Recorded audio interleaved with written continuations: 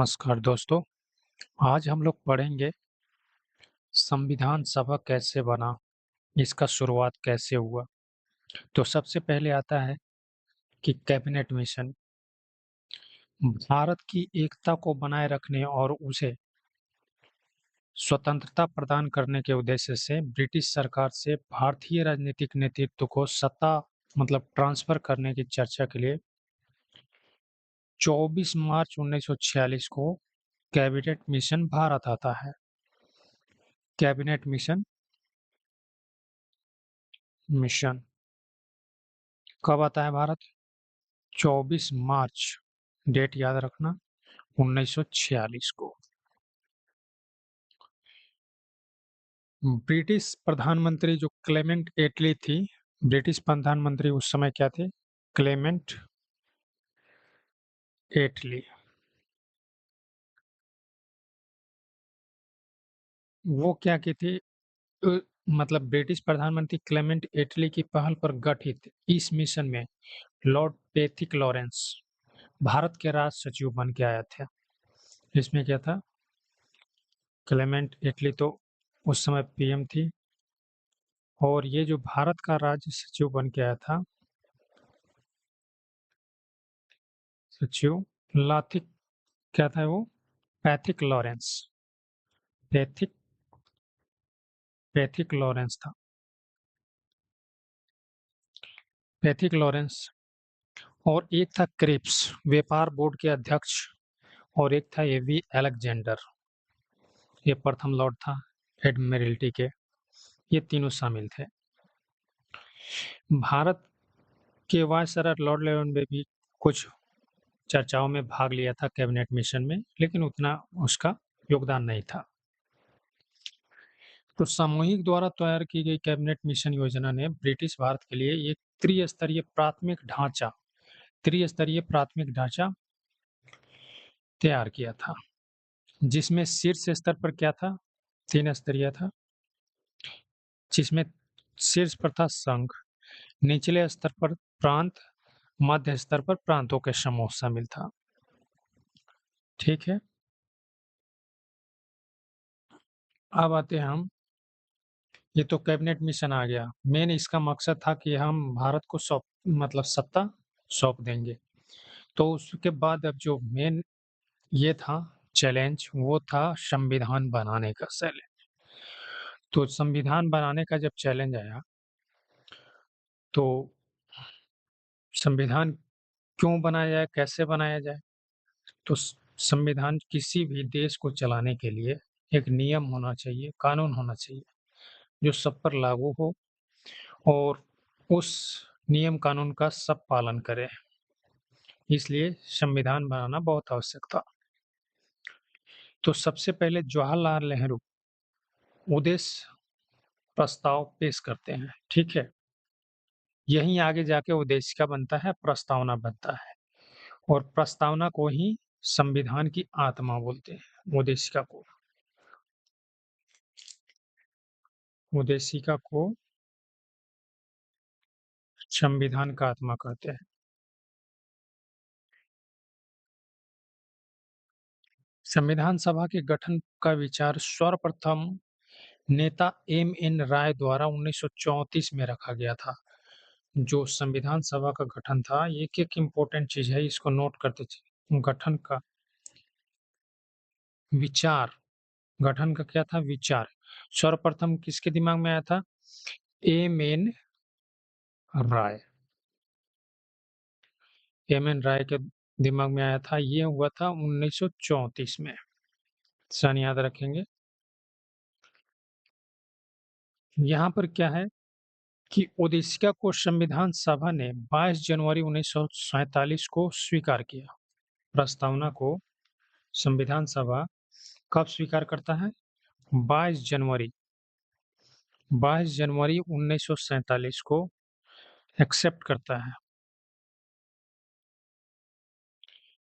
करता है। संविधान सभा उद्देशिका को 22 जनवरी 1947, जिससे जवाहरलाल नेहरू ने 13 दिसंबर 1946 को उद्देश्य प्रस्ताव जो पेश किया था। उद्देश्य प्रस्ताव पेश कब किया गया था? उद्देश्य प्रस्ताव इसका भी आप डेट याद रखना। 13 दिसंबर 1946। 13 दिसंबर 1946 कौन पेश किया था? तो जवाहरलाल नेहरू ने पेश किया था। ठीक है, यहाँ देख लीजिए उसका उद्देशिका यानी कि प्रस्तावना को संविधान का आत्मा कहते हैं। संविधान गठन का विचार सर्वप्रथम एम.एन. राय 1934 में आया था और उद्देशिका को संविधान सभा 22 जनवरी 1947 को एक्सेप्ट करता है।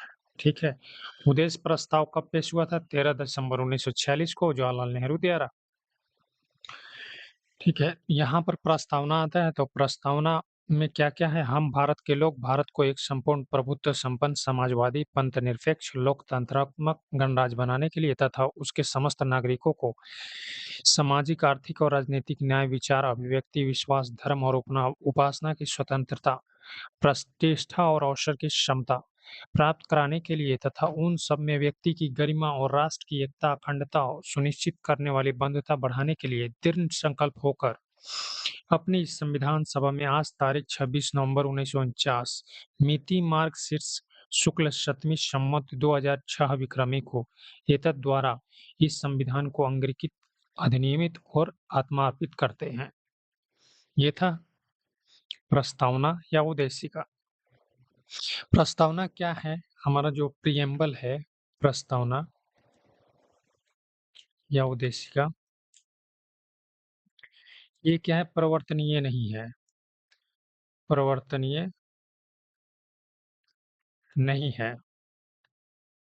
मतलब कि इसकी व्यवस्था को लागू करवाने के लिए न्यायालय का सहारा नहीं लिया जा सकता।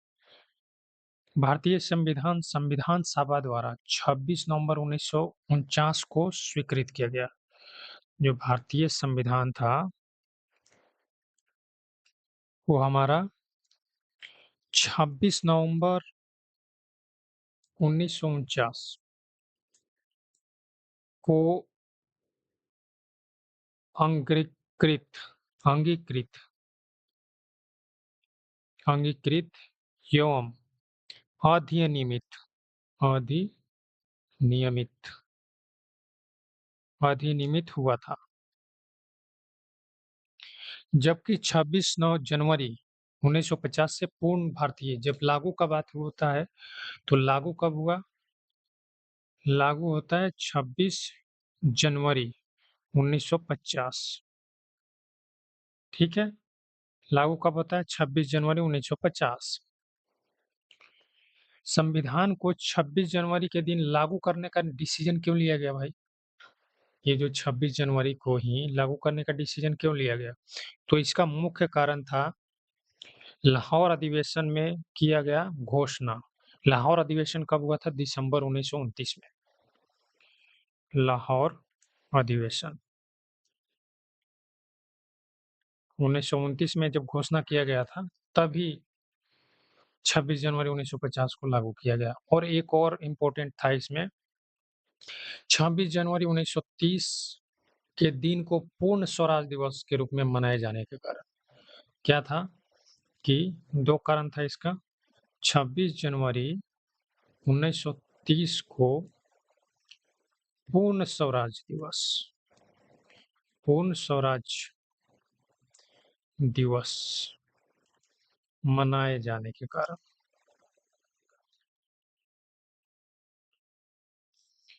26 जनवरी 1930 को पूर्ण स्वराज दिवस मनाए जाने के कारण क्या था कि इसको 26 जनवरी को लागू किया गया। अभी आते हैं तो इसमें क्या होता है कि संविधान सभा का जो चुनाव हुआ था उसमें अप्रत्यक्ष निर्वाचन पद्धति द्वारा हुआ था, जिसमें सामान्यतः प्रत्येक 10 लाख की जनसंख्या पर एक प्रतिनिधित्व चुना गया था। कुल सीट जो था संविधान सभा में वो कुल सीट था हमारा 389 389 कुल सीट था, जिसमें से ब्रिटिश भारत 296 और इसमें से 93 देशी रियासत थी। 93 क्या थी? देशी रियासत।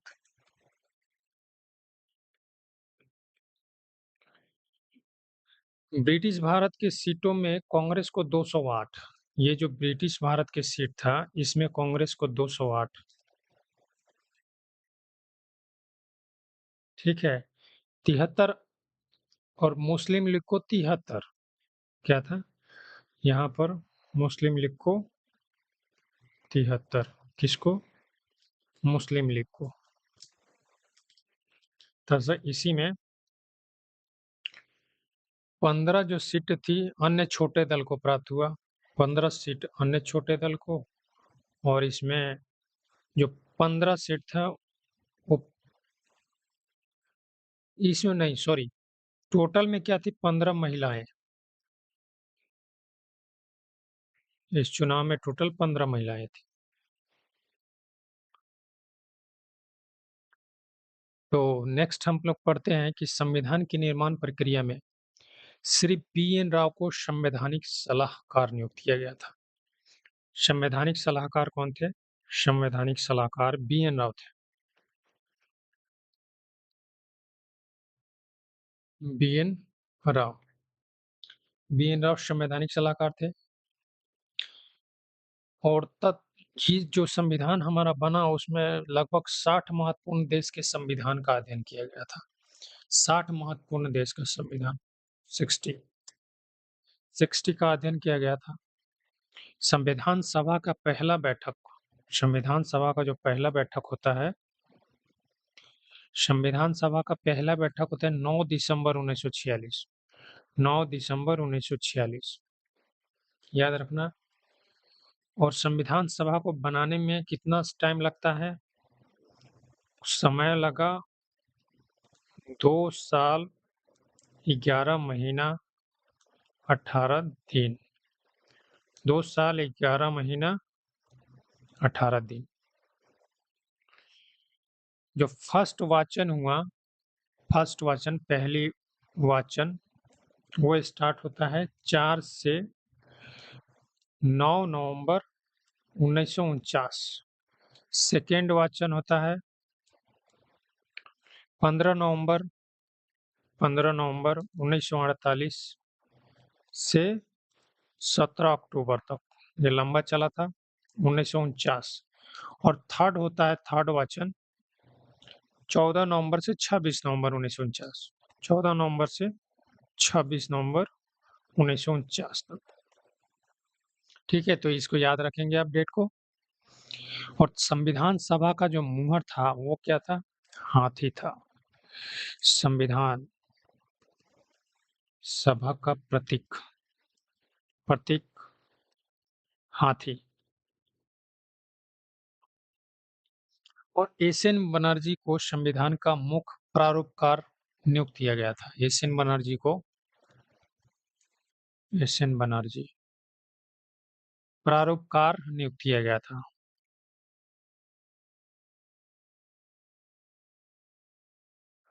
संविधान की जो हमारी लिखित संविधान है उसकी जो मूल प्रति है ना, उसको हीलियम में रखा गया है। और ये कहाँ है अभी? संविधान हमारा जो संसद है उसमें रखा गया है। संसद के जो लाइब्रेरी है उसमें रखा गया है मूल प्रति। किसमें रखा गया है? हीलियम में। और संविधान सभा पूर्णतः हस्तलिखित है। क्या है? पूर्णतः, पूर्णतः हस्तलिखित है। और इसको प्रेम बिहारी नारायण रायजादा ने लिखा था। बहुत इंपॉर्टेंट है। प्रेम बिहारी, प्रेम बिहारी नारायण रायजादा, प्रेम बिहारी नारायण, नारायण रायजादा ने लिखा था। जिन्होंने अपने हाथ से पूरा मूल प्रति लिखा था। और इसका जो हिंदी संस्करण का सजाने का कार्य था शांति निकेतन के कलाकार नंदलाल बोस ने किया था। नंदलाल बोस हिंदी संस्करण को सजाने का कार्य किया था। ठीक है, नेक्स्ट हम लोग पढ़ेंगे कि उद्देशिका में क्या संशोधन हुआ है? तो बिल्कुल हुआ है उद्देशिका में संशोधन। नेक्स्ट पेज हम ऐड कर लेते हैं। उद्देशिका में संशोधन कितने बार हुआ है भाई? तो उद्देशिका में केवल एक बार संशोधन हुआ है। एक बार संशोधन हुआ है। कब हुआ है? तो 42वां संविधान संशोधन 1976। 42वां संविधान संशोधन 1976, इसमें क्या था? तो 3 नए शब्द जुड़े थे। 3 नए शब्द जुड़े थे, कौन-कौन थे भाई?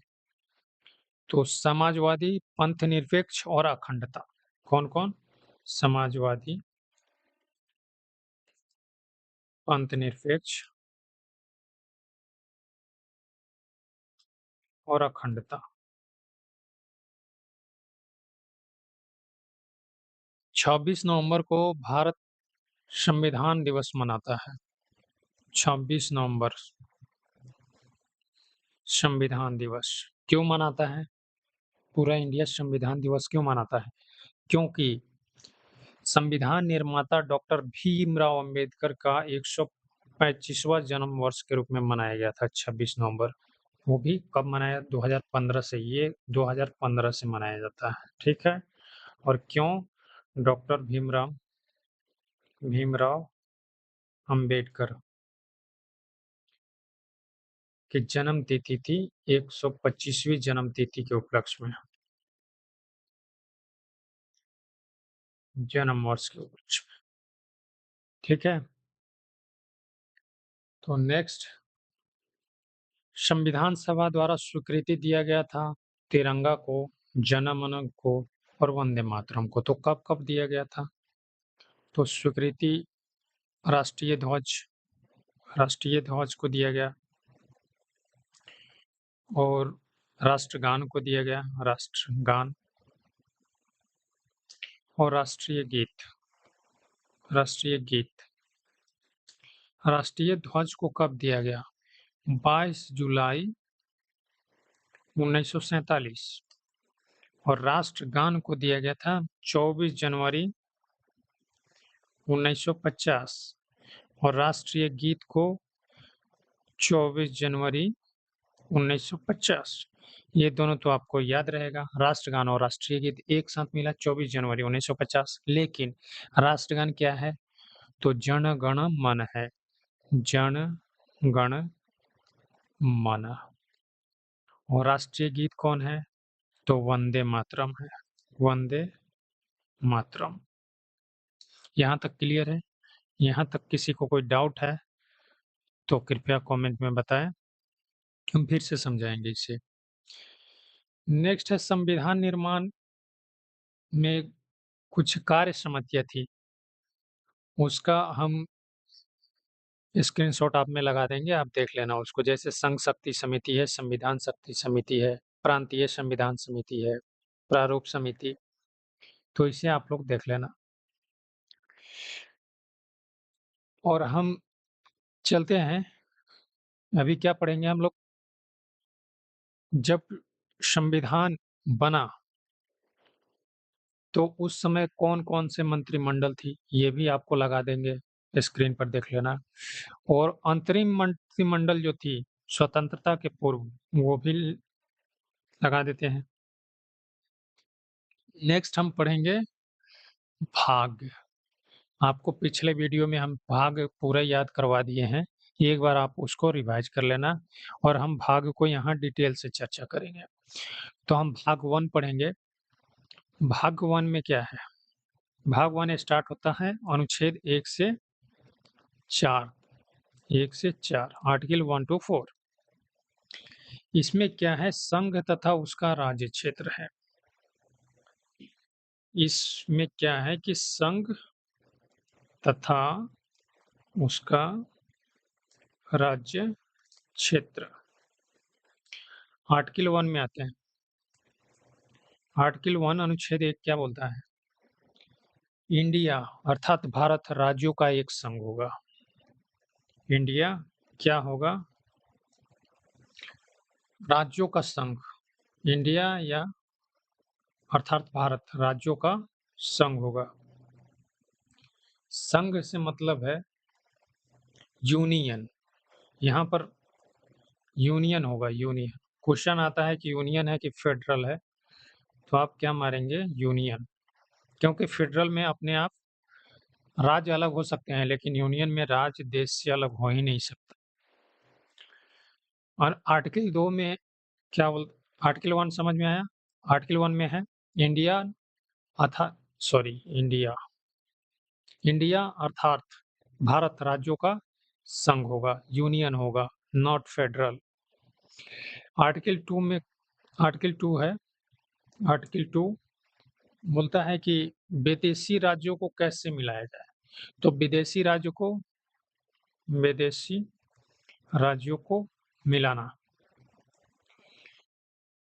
मिलाने के लिए राष्ट्रपति को सूचना दे दो और मिला लो। इसके द्वारा आर्टिकल 2 के द्वारा कौन मिलाया गया था? तो 16 मई, आपको याद होगा 1975, 16 मई 1975 सिक्किम मिलाया गया था राष्ट्रपति को पूर्व सूचना देकर। आर्टिकल 3 में क्या कहता है? आर्टिकल 3 अनुच्छेद 3 बोलता है राज्यों के सीमा तथा नाम चेंज के बारे में। राज्यों के सीमा, बॉर्डर तथा नेम को परिवर्तन करने के, चेंज करने के बारे में है। तो इसमें क्या हुआ था भाई? अनुच्छेद 3 में आपको याद होगा मध्य प्रदेश से छत्तीसगढ़ अलग हुआ। मध्य प्रदेश से छत्तीसगढ़ अलग हो गया। कब हुआ? ये हुआ 1 नवंबर 2000, 1 नवंबर 2000। और उत्तर प्रदेश से उत्तराखंड अलग हुआ। उत्तर प्रदेश से उत्तराखंड, ये कब अलग होता है? 9 नवंबर 2000 को, सीरियल से याद रखिए। और एक है बिहार, बिहार से झारखंड अलग हुआ। बिहार से झारखंड हुआ, ये कब हुआ? तो 15 नवंबर। तीनों ईस्वी, मतलब ये याद करने का जरूरत नहीं है, 1 9 15 आप याद करना, बाकी सब में कॉमन है नवंबर, तो 1 9 15 याद रखना। और एक का नाम बदला गया था, पहले था उड़ीसा, ओडिशा कर दिया गया। ठीक है, अब आते हैं हम नेक्स्ट, आर्टिकल 4। आर्टिकल हमसे 4 क्या बोलता है? अनुच्छेद 4 बोलता है कि अनुच्छेद 2 और 3, अनुच्छेद जो 2 है तथा अनुच्छेद 3 है, इसको न संविधान संशोधन से बाहर रखा गया है। 368 के बाहर रखे, आगे पढ़ेंगे 368 क्या है, सॉरी 368 लिखना चाहिए, कि बाहर रखा गया है 2 और 3 को, क्योंकि इसको राष्ट्रपति रोक ही नहीं सकते, राष्ट्रपति रोक नहीं सकते। आर्टिकल 4 में क्या है? अनुच्छेद 2 और 3 को 368 के बाहर रखा गया है। नोट यहाँ पर देखने वाली बात है कि कोई भी राज्य भारत से अलग होने के लिए स्वतंत्र नहीं है। जो हमने बताया था यूनियन है, वो बहुत मायने रखता है। एक मामला हुआ था बेड़ूबाड़ी संघ के मामले में, सर्वोच्च न्यायालय ने विचार व्यक्त किया कि संविधान संशोधन के द्वारा कोई राज्य क्षेत्र किसी दूसरे राष्ट्र को सौंपा जा सकता है। देखिए यहाँ पर बहुत इंपॉर्टेंट टॉपिक है, बेड़ूबाड़ी मामला था, बेड़ूबाड़ी संघ मामले, बेड़ूबाड़ी वर्सेज यूनियन ऑफ इंडिया, ये मामला था। तो बोला गया संविधान संशोधन के द्वारा ही कोई राज्य क्षेत्र, जो राज्य का क्षेत्र है या सीमा है, किसी दूसरे राष्ट्र को सौंपा जा सकता है। उदाहरण के लिए 9वीं संविधान संशोधन द्वारा बेड़ूबाड़ी राज्य क्षेत्र पाकिस्तान को सौंपा गया तथा 100वें संविधान संशोधन के द्वारा कुछ भारतीय क्षेत्र बांग्लादेश को सौंपे गए। समझ लीजिए, 9वें संविधान संशोधन डिटेल में पढ़ेंगे। 9वीं संविधान संशोधन में कुछ जो क्षेत्र था वो पाकिस्तान को दिया गया, और 100वां संविधान संशोधन जो हुआ वो कुछ क्षेत्र बांग्लादेश को सौंपा गया। क्या आपको पता था ये बात? नहीं पता होगा। राज्य का पुनर्गठन कैसे किया जाता है? तो 1948 में गठित हुआ था एसके धर आयोग। 1948 एसके धर आयोग। इसके धर आयोग गठित हुआ जो भाषा के आधार पर राज्यों का गठन न करने की सिफारिश की।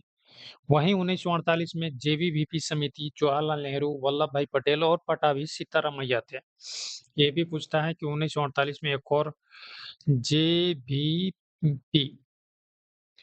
तो इसमें थे जवाहरलाल नेहरू, सरदार वल्लभ भाई पटेल, पटाभी सीतारामैया। लिख देते हैं यहाँ जवाहर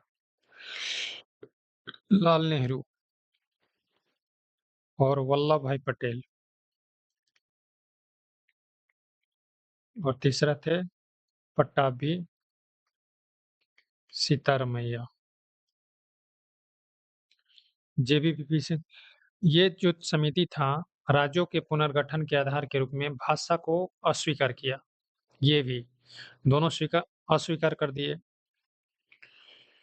इसके विरोध में स्वतंत्रता सेनानी श्री पोटू श्री रामलालू ने आमरण अनशन किया, जिसके परिणाम स्वरूप 56 दिन में ही उसका देहांत हो गया।